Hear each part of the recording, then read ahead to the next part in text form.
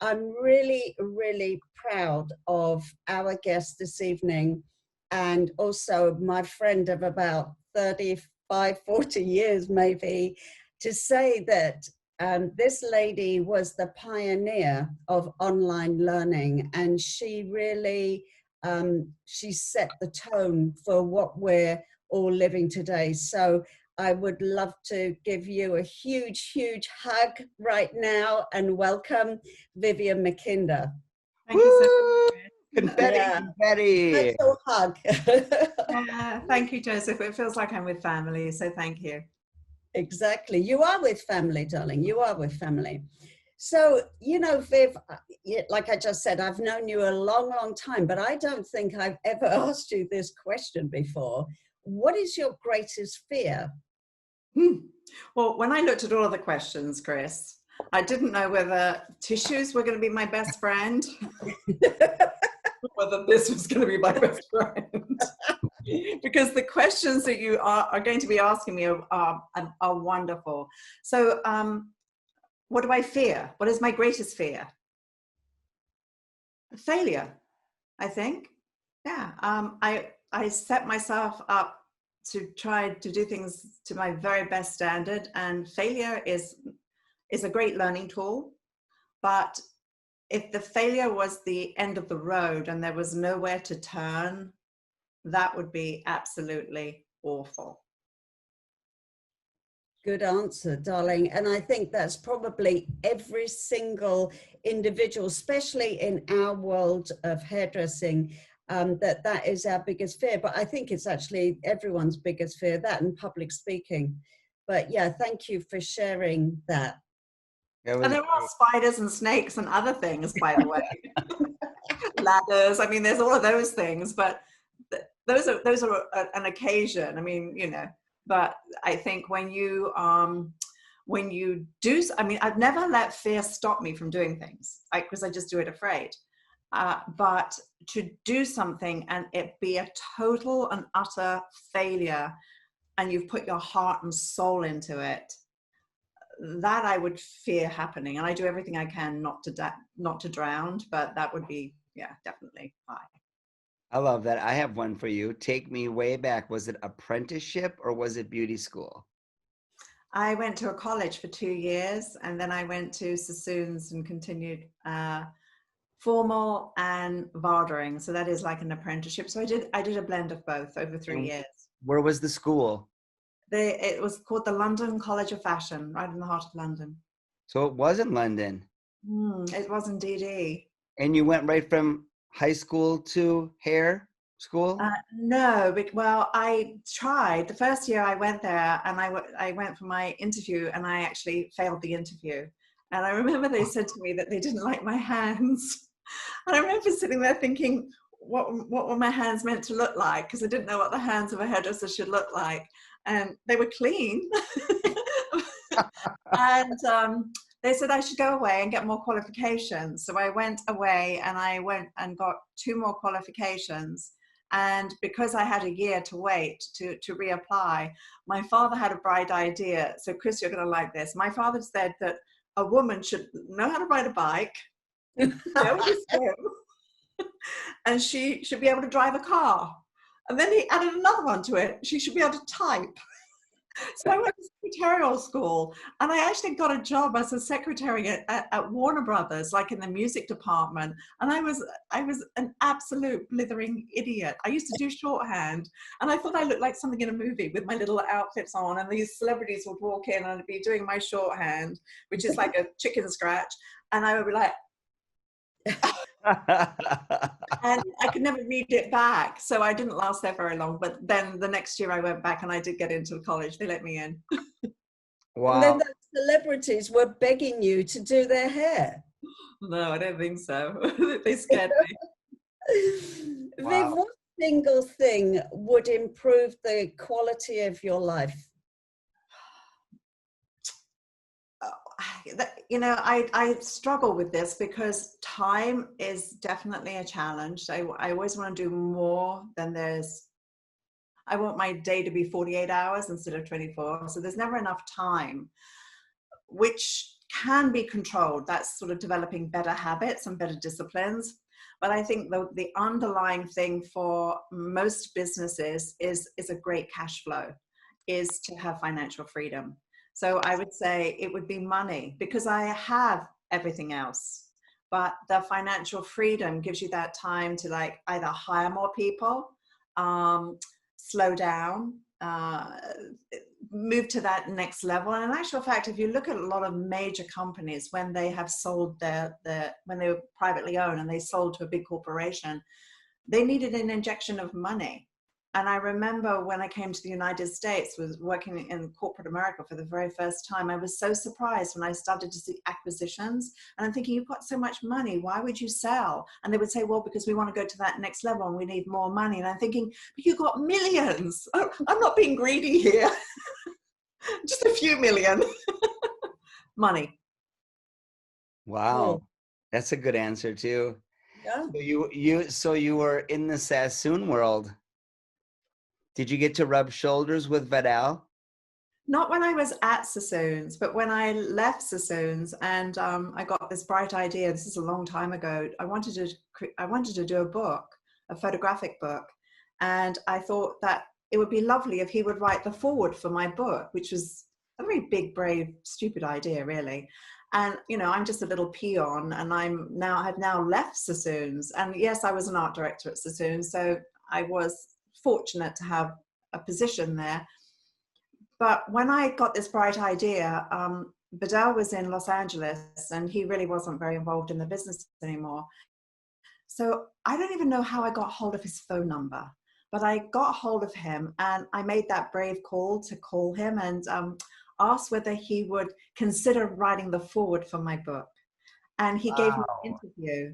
And this is the cutest thing, because for those, people listening today, we're so used to the digital platform, but digital didn't exist. So I had a contact sheet, which means that all the images were in negative.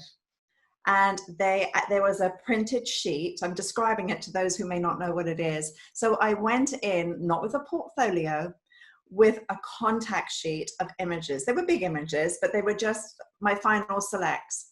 And I went into his room and I said, would he write this foreword for my book? And it was a really fancy office and I was like really scared. And he just looked at the work and then he poured his glasses down over his nose. He was notorious for that and just like peeking over the top. And he just stared at me and I thought, oh gosh. And I remember my lip trembling because I thought, it's funny when the tears won't come out, something happens here, isn't it? It's like you go into this little rabbit thing. And I thought, oh, he's going to just laugh at me. And he said, in his lovely Sassoon voice, he said, darling, this is lovely. He said, it'd be an honor to write the foreword to your book. And I was like, wow. Really? So that actually then developed the relationship with him. What is the book? It was called Montage. Montage. Yeah. And this is like, where did you go with it? Where did you go with it? Where did it go? I sold it. I mean, this is like over 20 years ago. It's not even in print anymore. So yeah, so it was just cute. And then about a year later, Vidal came out with his book and we were in LA together and we were doing book signings side by side.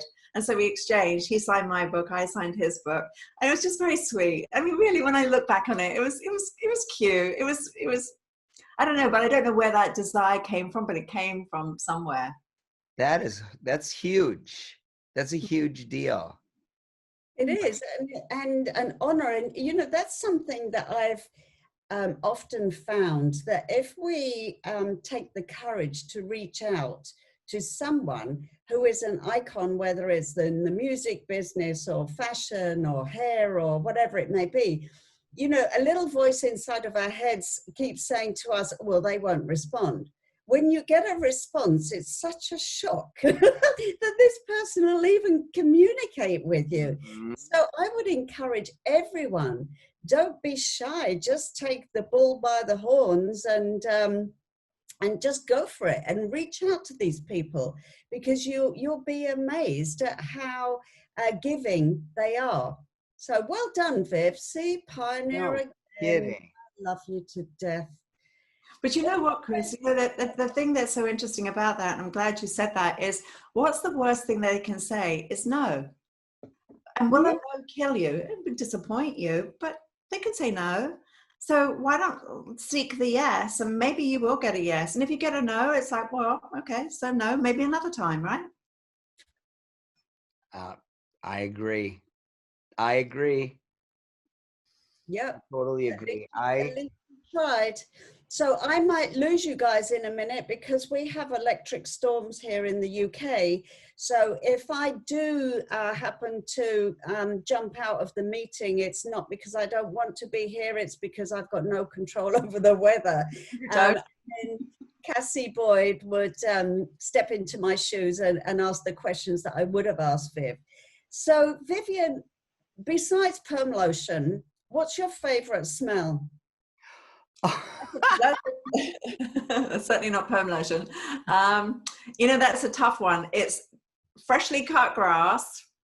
My husband, when he bakes bread first thing in the morning, that's always amazing. Ooh. But I do like Victor Rolf's flower bomb. That's a fragrance that I wear. Cool. That's All right. a nice smell. Don't you wish we had Scratch and Sniff Zoom? Yes, that'll be out next year. Yeah, that'll come out next year. You know, I want to say that you just don't stop. You don't stop. You continue to create these masterpieces. And it's not that I stalk you, Vivienne. You know, when you allowed me into your life and would answer my text messages, I felt like probably you did with Sassoon. So, you know, I see all your things. It's so inspiring. And I don't like, how do I even say this? Where are you now inspired by with your looks, your hairstyles, your collections? I mean, what is it? Where are you finding this? Can you let the secret out? Well, right now, I'm very studied in the technology department because we've been in shutdown for 3 months. It felt like everyone came into my digital world because I've been in this now for, well, Head is on a TV celebrates its 18th year. So Wow. It's been a while. So in the past, when I've done photo shoots or video work, I had a crew. And all of a sudden I have nobody and I'm feeling right, I must reach out. And over the period of 3 months, I must have done about 40 webinars and I edited them all as well. So Jeez. I was working an average of 15 to 18 hours, 7 days a week, just doing that. So my learning curve went all into this technology world of lighting and this and that, and terribly frustrating as well. And it was almost as though the creative process that I love had to be put on the back shelf because I knew that if I didn't get the storefront organized, then I'm really talking to a wall. So that kind of like shifted me. And now when I think about hair, it feels like such a luxury to think about it. And I also noticed from not doing as much hair, how I got rusty really quickly. And it's like, oh my gosh, you know, really scary. And so I thought, well, you're asking where do I get ideas from? I decided to be highly intentional. So I've started a series on Facebook, which is called Viv's Hair Heroes. And I started to reach out to different iconic hairdressers. And the whole thing was for them to share their work and their story with me, but to teach me something. So every single one that we've done, they have been teaching me how to do hair. So Beth Renati has been teaching me color, which is hysterical. And I couldn't get the color, Chris, out of the bottle.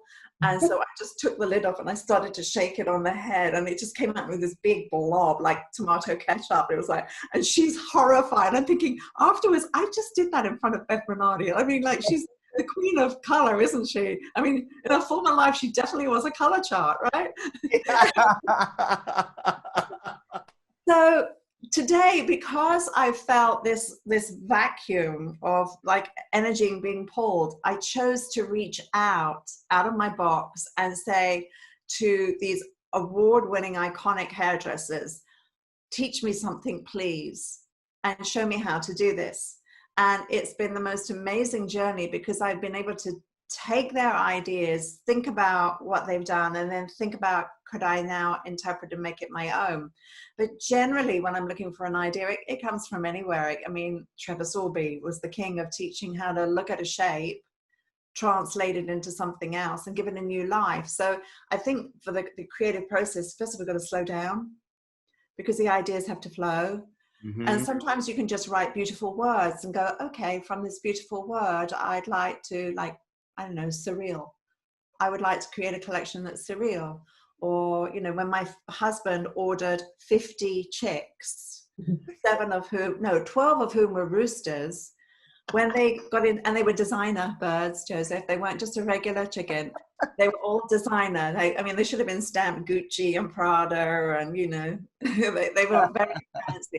So I took a collection and I took their feathers and I put that into a hair idea. So I think it's just looking everywhere for an idea, and then creating a story out of it so that when you do deliver it as a collection, there's a cohesiveness to it. And so the ideas are not an issue for me. In fact, everyone cringes when I say, oh, I've got an idea. They go, oh no, because they know it's going to be a lot of work. And my husband, forget it, he's gone. In fact, one of the last images I did do, I showed it to my husband, who's, as you both know, he's not a hairdresser. So he looks at it and he was silent. He did like the Trevor Sorbie thing on me, the silent job. And he looked at it and he said, And then he said, honey, where's the bird going to sit?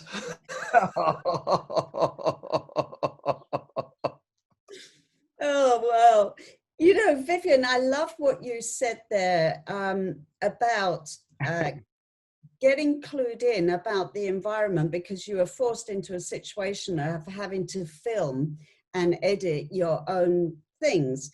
And I just want to touch on that for a second, because, you know, we see so much now on Instagram and Facebook Lives and all of this, where I'm not sure people really understand or appreciate how they need to really look at those things. They need to look at lighting. They need to look at backdrop. They need to look at the angle of your iPhone, because most of us are doing things on iPhones now. And just, you know, observe that. Go on to Hair Designer TV and just watch how Vivienne, whether she's directing a shoot or a video shoot, or whether she's actually even doing it as a one-man band, so to speak, the quality will always be there, because it's so important to show our work in its best environment than to show it. So just be conscious of what you're putting out there, because people will get to know you. And if they love your work, then you never know where your career can go to, whether you're a student or whether you're a fully fledged stylist for years already. Yeah, absolutely. Absolutely. So, yeah, I think so. It's so important. And yeah, I remember you had the most beautiful garden filled with gorgeous British gladioli. Next thing, you've got a chicken farm in your backyard. It was hilarious. Chris, that's love of your husband. He went into his self-sufficiency thing, and it was like, so we're going to be self-sufficient. And it was like, let's see how far this goes. You know, something else too, Chris, about what you're saying about the whole social media aspect of being able to take your own photographs and publish them. In a world where you can self-publish, that means everybody can self-publish.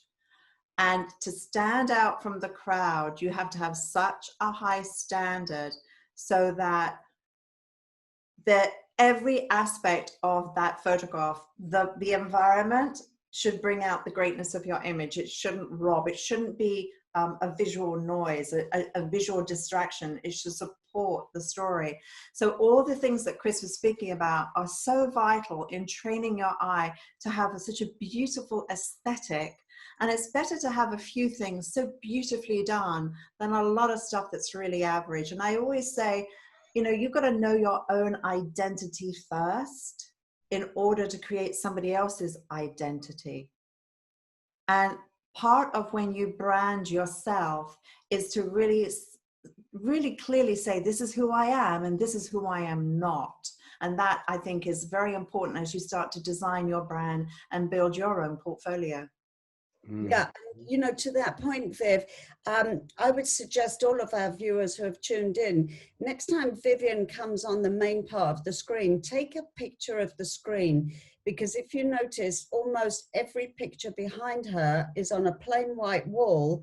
They're mainly black and white pictures, so we're not so, I mean, I am curious about what those pictures are, but we're not being distracted into, oh, I want to zoom out so that or zoom in so I can see what's that lump on the floor or whatever. And so she is beautifully framed in that image with a non-distracting, but still very elegant, which is what Vivienne is.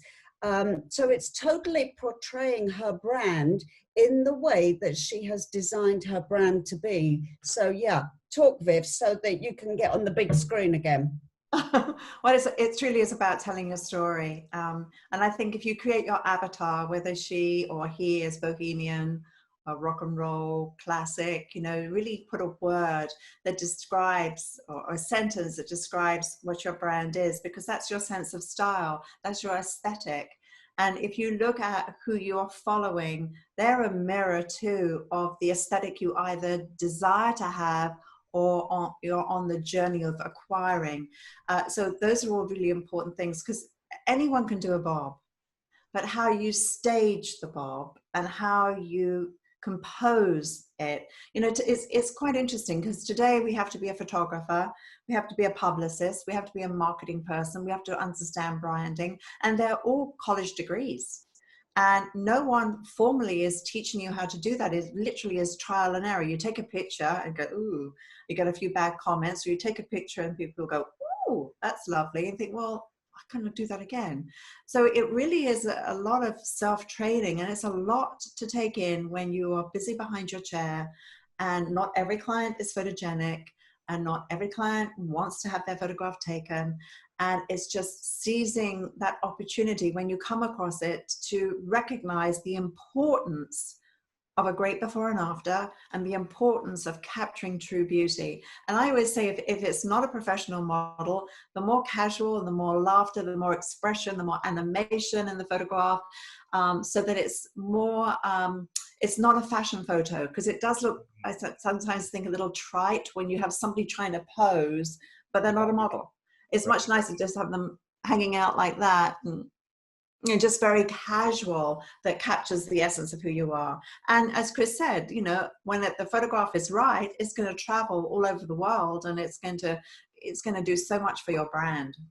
Yeah, that's very true. And you know, especially now, I know that in my salon we had a big meeting today, and everyone was told to take photos. But the one thing that's challenging is we can only be so tightly booked, and there isn't a lot of time now to be doing makeup in between, because sanitation has to happen before the next guest comes.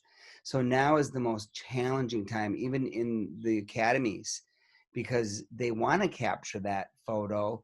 And I believe what you just said, Vivienne, is very, very, very cool. I'm going to highlight that in this recording, because they have to understand that not every image they take after has to be a professional model photo shoot. It could be what you just said, just something more casual, or catch them when they're walking out the door on an angle with a certain smile or something. But I think that's really valuable what you just said, because I truly believe every stylist tries to make it this magazine cover, and it's we don't have enough time for that during the day. But befores and afters are always a no-brainer.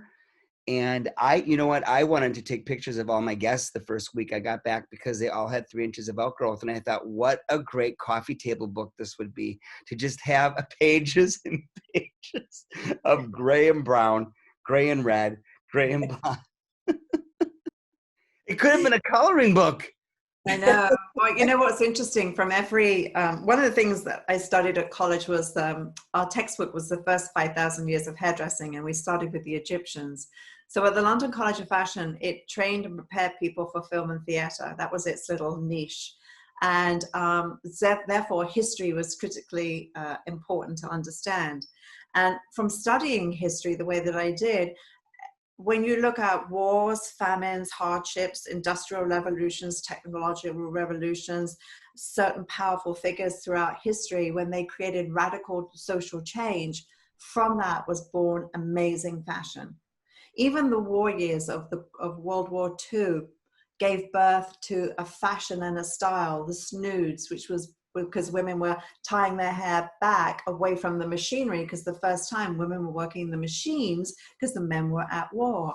Dungarees, women were wearing pants for the first time because they were working on farms and they were very active. So from that became a fashion. And so when you look at today, when we're sort of hunkered down, the obvious things to look at are two paths that go very, very differently. One path of, I've been at home, I haven't been to my hairdresser, I want to feel so glamorous and so fabulous because I've been in PJs for 3 months, and make me glamorous, and I can't wait to have all of that done. The other woman's going to say, it was fantastic being in PJs for 3 months. I want wash and wear. I don't want high maintenance. I'm loving that laziness. It doesn't matter. My husband doesn't even recognize when I'm done or undone, right? I'm invisible. So we're going to have this divide. And I think hairdressers that learn the art, and Chris knows how to do this because she was trained this way, of cutting and designing in the moment, as opposed to a cut, a sensational blow dry, and now going back in and doing a second haircut, which we call detailing, but truly it's often a second haircut, a lot of fiddling and fluffing. And the hairstyle comes alive through the blow dry. The way that we were originally trained, to add to all the things we currently know, was that we learned how to move and manipulate hair in the moment. So as this was cut, you start to design it, you scrunch it, you play with it, and now that's going to live there. And then you go on to the next part. That way of studying is something I'm actually teaching a lot of right now on Hair Designer TV, because people don't know how to do it. You're so right, Vivienne. And we used to talk about it at Sorby and say, let the hair speak to you. And it does. I was doing, I know this was naughty, but I did a haircut on a friend of mine the other day just because I couldn't not do any more hair, you know, so I thought, okay. And I said to her, as I was cutting it, she had a slight wave in her hair, and it was naturally drying from the heat of my hands and the heat of her head. And when you see those waves forming and you see how you can play with that hair, that's when you're really getting to know the fiber of hair and having an understanding and an appreciation of how much it can do for you. And I hadn't even got any product in it at that point. So, you know, let's not be so heavily reliant on the product until we know that we've got what the hair wants to do. Let it speak to you. So, Vivienne, what did you want to be when you were growing up? A ballerina. And you were a ballerina. I was, but I wasn't a thin waif, 5'4" ballerina. I grew too tall and I grew too big. And so I was on stupid diets from a very, very young age. And, well, not a very young age, but if I'm about 15 years old, dieting. So my desire was to be a professional ballerina. And I danced professionally for a while, but not at the level I wanted to. But I've been to lessons with you. Where did we go in New York? What were we learning? Oh yeah, Argentinian tango. Yeah. Oh, it was fantastic. Yeah. And I've seen you dancing around your living room. You're a ballerina. Anyway, when you watch Vivienne work, her hands, and I don't know how you didn't get into the College of Fashion based on... what's up with that? That's crazy. But if you watch Vivienne doing hair, whether she's cutting, whether she's styling, whether she's putting hair up, her hands are a ballet performance, and it's just mesmerizing. So again, hair designer TV, you'll be glued. Well, thank you, Chris. You are the icon in the world of mastering your skill. You know, there are so many icons right now that do color and do cutting.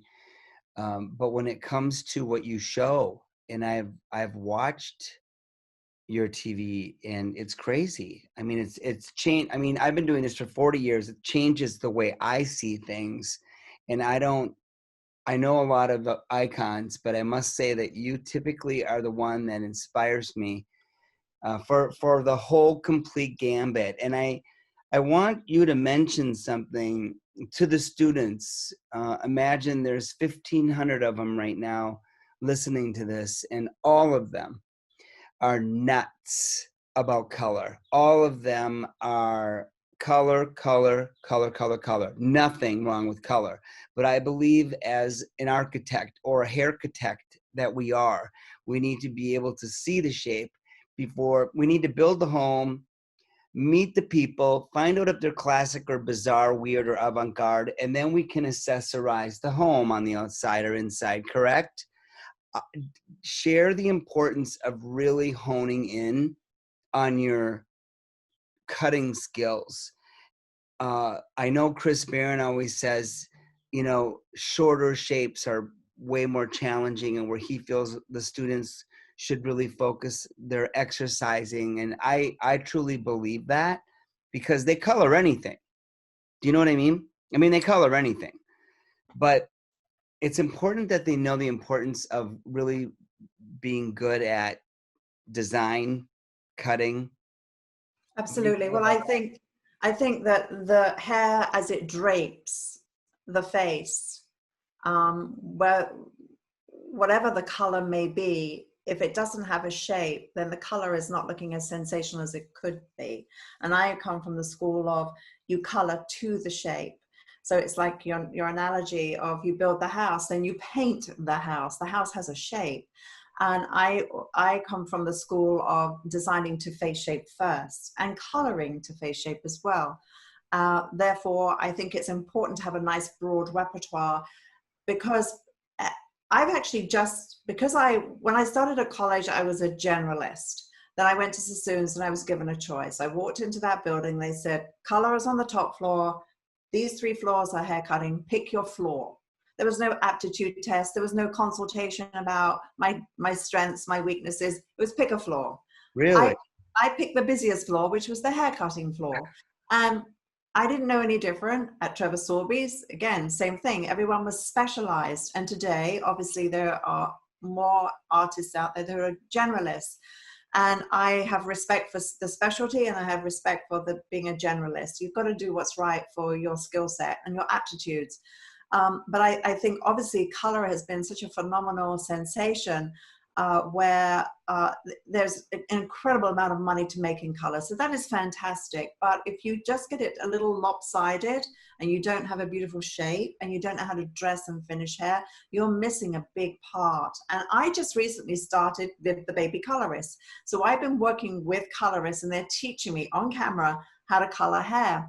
And it became pretty clear to me as to, after like the 30th foil, it was like, oh, this is so tedious. And then Beth Minardi says, well, why don't we just refoil it? It's like, you're kidding me, right? No, not again. And the tedium of waiting for the result, where a haircut, you see your haircut in 20 minutes, 30 minutes. There's a very instant gratification. Color is a journey, which I respect, but you have a lot more patience as a colorist. The end result is sometimes a surprise. It's like, oh, I was expecting it to be a little more than it is. And so I know that it requires a different skill set, but at the end of the day, I think that if you have a broader repertoire, you can then have more diversity in your skills, and you won't get bored, because anything you do over and over and over again, after a while, you start to become numb. And I don't think any person came into our industry saying, I want to feel like I'm in a factory on an assembly line. Yay, I can't wait to be a factory worker. No, we came into this business to create beauty, to do the transformation looks, and to have variety in our work. So if we only have a small skill set, we limit ourselves, and I think we burn out really quickly because the routine becomes the rut. Yeah. And also everything moves in a circle. So we're seeing all the wonderful color techniques that we're seeing, but this too shall pass. And the big question is, women have had a regrowth. I know it wasn't a designed regrowth. I understand that. But will that be taboo? Will people now say, oh, if one's fabulous, it'll be the same color from roots to ends? Will that be the next trend? Because we've had, the grown out effect, which I love. I mean, Chris's hair looks amazing. But that's not for everybody, right? So will the next trend be completely different to the point where, oh, we're doing just touch-ups all day long? It could happen. Yeah. Wow. That's open-minded. I think the naughtiest thing in our industry is when we get narrow-minded. Absolutely, Viv. And I've just read on the chat an amazing question, and I would love Cassie to come on and read that question out, if you wouldn't mind, Cassie. I am coming. Hi. Hi, Cassie. Hello. Oh my gosh, this is just beautiful. Vivienne, you are so beautiful. So the question is, my question, hair is an innate part of the human society, and terms like retro look and futuristic look indicates that one can step back in history or step forward into the future. Would you say hair design, cutting, sculpting, and coloring goes beyond what clothing and styling does when it comes to what we understand as fashion? Wow. Yeah, it's a great question. Thank you for that question. Who asked that question? My husband. Yes. Okay, wow, that's a great hairdresser. So I view hair as a vital accessory to the ever-changing world of fashion. And I think great style completes who a person is, and it doesn't compete. So I think that hair can add to a very ordinary outfit, and hair can take away from an outfit. Therefore, I think we should always design for the total person versus a head. The most challenging thing about the fabric that we work with is that it has limitations. It doesn't defy gravity that well. It does react very quickly to the environment, to humidity, to living in Denver versus living in Florida, where you've got huge difference in humidity factor. So where a fabric generally, is what it is, hair has such a personality, and hair goes through such interesting cycles of like being limp to being fabulous. So I think working with hair in many ways is much more difficult than a designer working with fabric, because if the cut of the fabric doesn't work, they can throw it aside and they try another piece of fabric, or or change the gauge of the fabric, move from silk to burlap, where we have got that lady sitting there and this is what's sprouting, right? Burlap. So I think that hair is a very important part of fashion. And I think that there's only been a few times throughout our history where the hair led the fashion. And the only one period of time where I could say that it truly led the fashion was with Vidal Sassoon, because he worked so closely with a fashion designer. And it was to get away from a previous Dior silhouette of the cupped in tiny, tiny waist and the voluminous skirt to that straight silhouette. And it was a silhouette very similar to the 1920s, which then obviously, if you look at the 1920s hair and you look at Vidal Sassoon's hair, there's a very tight correlation. He just did it in a more graphic way because the clothes were graphic. So that would be one of those cases where that made such a strong statement because it was in total harmony with fashion. And the other time would be here in the United States, would be the hippie movement. of everything being draped and boho and unkept and kind of torn and disheveled. And no, I haven't washed or brushed my hair in a year. So there again, it was a look, it was a statement. Very Love well. that, Vivienne. Thank you so much for illustrating the importance of knowing our history in the industry. And that's the reason, really, for iConixxx, is so that we can introduce people like yourselves, the icons in our industry, to our students, to our stylists, to their teachers, to really get to know who did what, when did they do it, why did they do it, how much did it cost them to do that, what did they have to sacrifice, because people should know that, to be able to share that passion also with their clients, because their clients will be more convinced that they love what they do if they are that into it. So thank you. Yeah, I agree. I believe, and again, being that I have an academy, that is what they should study strongly. You know, I think they're obviously over here, they're rushed through, every state has different hours, and that I just cringe sometimes when I know they're being shoved through in so little time. And what they're not told their last day of being there is what I just took away from Vivienne with, did you say 5,000 years of hairdressing? Or did you say 5,000 years of what? 5,000 years, the first 5,000 years of hairdressing. I mean, can you imagine if you really took the time to read that and look through that and be inspired by the shapes, which you probably were, and what molded you into seeing things completely different, which brought you to today. And what's molding them is what they're inspired by, which is all, you know, which there's nothing wrong with the YouTube influencers, but, you know, it's just not juicy enough.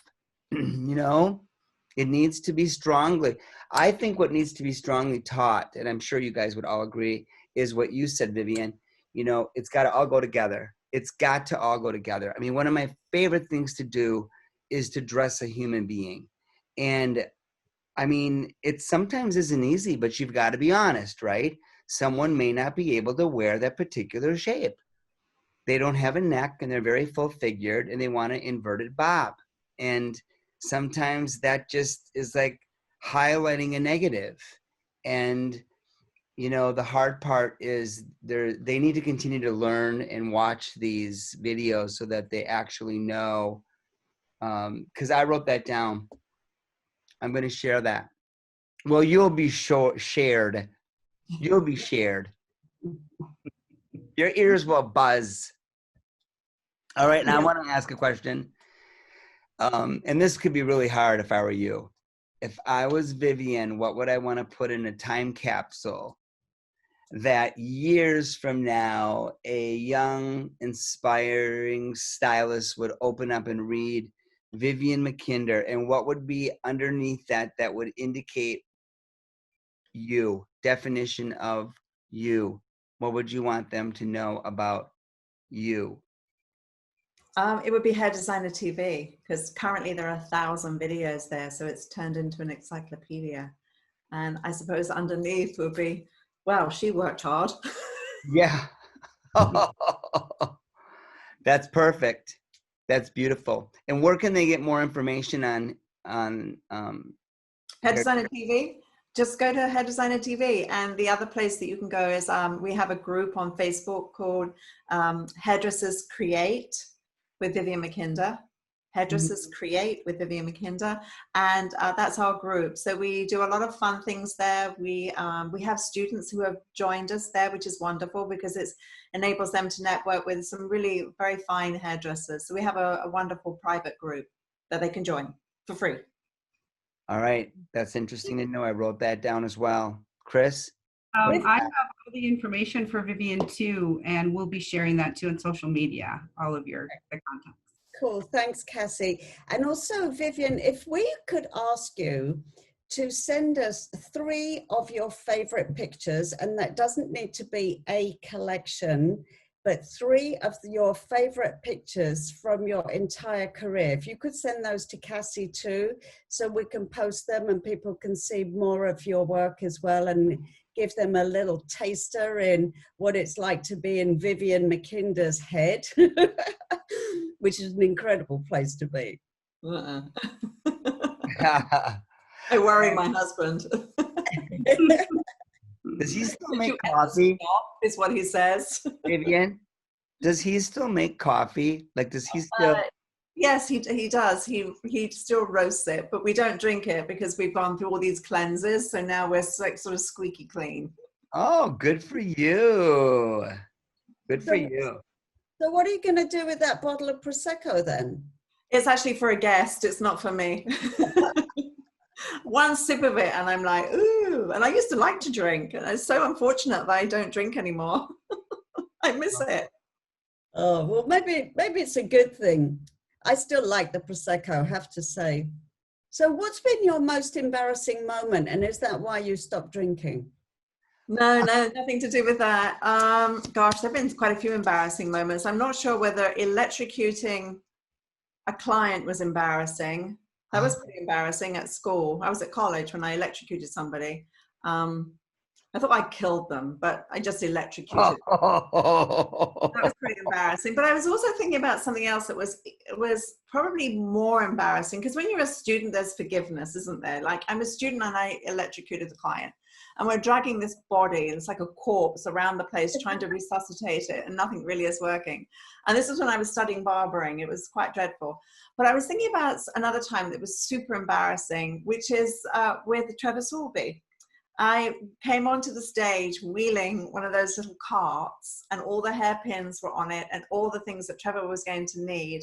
And it got caught. There was a cable and it got caught on it, and the whole cart went down on the stage in front of thousands of people, and the tools and the pins were everywhere. And I remember his look, those piercing blue eyes that just looked at me, and I'm on my hands and knees thinking, I'm gonna die. And I'm trying to pick everything up, and I think every single person in that audience just was like crying with laughter and pain, thinking that poor girl, will she ever live to face tomorrow? Yeah, that's a good one. That's a real good one. And do you know what the worst thing about being a redhead is? We go red really easily. Like, we blush really easily, and then I just become this large red object. So, you know, I mean, at least if you've got blonde hair, the blonde and red is pretty, or dark hair, the blonde and red is nice, but yeah. Have you ever been brunette? No. Have you ever been blonde? Never. No. Well, I tried at school, but that didn't. I was about 14, and, you know, it was bright ginger, and I hated being ginger because obviously you were ridiculed a lot, and a lot of discrimination, I have to say. Having orange hair and smothered in freckles is not pretty, and then blonde eyelashes, blonde eyebrows, you know, so you're just this red creature. And I tried to make it not be red. I went to the chemist and I put some, I think it was called Harmony. I put it on my hair, and I ended up brighter because I made it slightly lighter, so it was more voluminous. Do you ever share your formula? What? Your my hair hair? formula. Yeah. My formula? No. Okay. I just thought I'd ask. It's all natural. What are you talking about? Of course it is. I just wanted to It's know. enhanced now. I'm turning to sand. Redheads don't go gray. They just go like, you know, a golden blonde, really. That's what you do. It takes a long time for them to be white, that's for sure. Sand.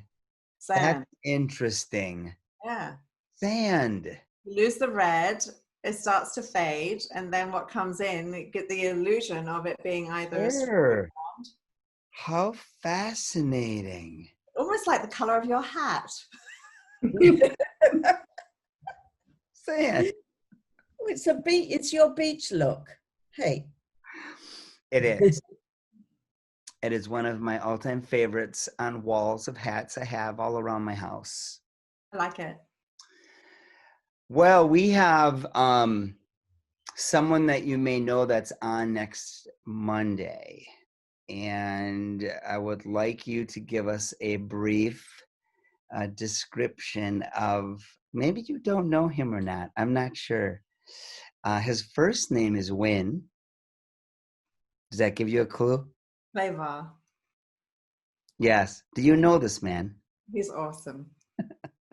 And what would you? I've known Win since his first beauty school, which goes back a bit before the birth of the Paul Mitchell empire that he has successfully led and built. And he is an awesome man. His benevolence and his generosity of heart is extraordinary. And he is fascinating, a gentleman who's not a hairdresser, but fell in love with the industry as a business person, how he has successfully, with his team, created such a wonderful culture of really empowering people. He's a great guy, and you'll have a wonderful time with him. I love Win. Yeah. He used to have a talk show, wasn't it? Like a radio, or do you remember that? Masters. Yeah, He the still Masters. yes, he still does. He was actually one of the first ones to do podcasts. So yes, he has Masters, and it's fantastic. Yep. Yes, it is. It is a fantastic series. I was on there, believe it or not. Joseph, You what? have you been on Masters? I have been. Do we all know Kitty Victor? Of course. Yes. Yes, Kitty Victor was the one that brought, I think she was partnering with him, perhaps. I'm not sure, but she brought me on in that world of the Masters. It was great. So that's when I first met him. So that was quite a while ago, I guess, before the social media. Isn't that weird that we're all saying that? That doesn't mean that we're, old. It just means help me out, dig me out, means that we're very experienced. You made the hole. Now I got to dig you I know. I can't tell you. Seasoned. That's what it is. Yes. Well, is it seasoned? Because I think, I'm 67 in October. Wow. So I am pretty seasoned. And I think it's now we just have to keep up with this technology and embrace it as a most incredible tool that available to all of us. And actually, I know a lot of people that are salon owners or stylists that I used to say to them, well, if you give me your email, I'll send you this. And they'd be like, I haven't got an email. Or I don't do Facebook. Or I don't blame people not doing Facebook because it's for the old people. I know that. But have Instagram then, do something to get out there, get your voice heard. Because, if people don't know what you're saying, how can you change the world? Yeah, very true. Just saying. But very true. Vivienne, with the times. I want to know before we have to go. So as things are slowly becoming open and free, is what we've just gone through going to inspire you, other than the chicks? I think the chicks are fine. When you do like a little fashion show with your little designer chicks, that's going to be cool. So you better call and let us know that. But do you think you're going to be inspired by kind of what we've all gone through in a collection that might come out real avant-garde and strong? I'm not sure. I don't think I've reinvented my business. I've had to completely redesign my business in the last 3 months. So that has been huge. I just launched a course called The Ponytail Story, and it's 50 videos, all in different ponytails, backcombing, pinning techniques, talking about profile and face shape and what happens when you put ponytails in different places. And I have to tell you, it was the most humbling thing. And I worked on one ponytail and it didn't work very well. And I was really disappointed because I practiced this before on a mannequin head and I thought, right, I've nailed it. So when it came to the model, her hair was very different to the mannequin head. And I intentionally chose a model with really thin hair and then a model with really thick hair, because I thought, you know, it's difficult with thin, it's really difficult with thick. So let's deal with two extremes to show how I navigate through that, or Yep. don't navigate through it. Anyway, the one style, I was just very disappointed in it. So when the whole crew left, my studio was still set up with all the lighting and the cameras. I just flipped the monitors around so that I could see it. And I came in here and I thought, you're not leaving until you get this right. So I was in my studio where I am now for hours and hours and hours, filming, not right, trying again, not right. And it was quite frustrating. And then what was fascinating afterwards, I did eventually get it okay. But afterwards, I looked at all this film footage, which was torture, because we've all struggled, we've all had challenges, but usually it's just our eyes looking at it. But when you see a movie of your struggle and you see what's going on and you think, you got it right, why did you not stop right there? And it's like, you don't even see that you had a victory because you're now in your own way. Yep. And it was like, that was fine. And then I go and ruin it. And it's like, now there's no returns, you start again. Or it's like, just getting close, one more thing to do. And it's just like, it would be lovely. Nope. Second guessing, doubting, destroy it again. So this course was very, very, very humbling. So moving forward, I won't be doing a ponytail for a while, because I've watched it and edited it. It's beautiful. Desmond Murray, award-winning photographer and hairdresser, he shot it for me, and the images are gorgeous, absolutely gorgeous. So it's a collection worth seeing. But in terms of what's next, I don't know. I'm not sure yet. I need to. I'm actually was pretty beaten up through the last 3 months of working so hard. So I'm actually now trying to slow down and reset and think about, okay, where do I want to go next in my redesign of who I am? Because I've done so much reinvention. I just need to now breathe, Sure. slow down, and enjoy the summer. And then when the time is right, I'll allow myself to go out there and do the next collection. But I'm going to take about a month or so not to do anything other than regroup. I love that. And would you do me a favor? Call me. Yes. I'll be there to assist. Okay. I'll be there to assist. You All wanna right. come Well, to Chris. Vivienne? I was just going to say, Vivienne wants to come to England to regroup. We would love to have you at our place. I would love to come. I wish you were supposed to be in England in May, and I was so disappointed that I couldn't be there. But like many people, travel will stop. But you know, that's been one of the most amazing things, because having traveled so much in my career and been literally on my property for the last 3 months has been amazing. And I have no desire to get on a plane. I love traveling, but I've been around the world just like you, Chris, so many times. So I look at that and I go, wow, all these amazing places I've been. Actually, maybe the next shoot should be on location. I've always wanted to do a location with the Spanish moss and have something that's very kind of almost eerie and beautiful. And I always imagine the outfits just so floating, and there'd be mist on the ground. Wow. And I would also imagine the model holding an owl. I don't know why, but it kind of goes with the Spanish moss. And I have no idea what the hair would look like, because the hair would have to be very simple because the texture is all around. So, and it couldn't be graphic. It would have to have romance to it. So maybe the next collection will be about romance, because I think the world desperately needs romance. It needs love, and it needs romance. Yeah. And however you dress that love and that romance up, the world needs to be cuddled and nurtured in that. So I think maybe that collection would be that. And Andy Reese can deliver the exact environment for you. So you've got to come to Oxford. Oh, there you go. Could it be our first, iConixxx trip? Right? Sounds We good. can't all fit in your, what'd you call your little room? What'd you call your little, you called it something. I don't know. Chris Sorby did in her, what did you call it?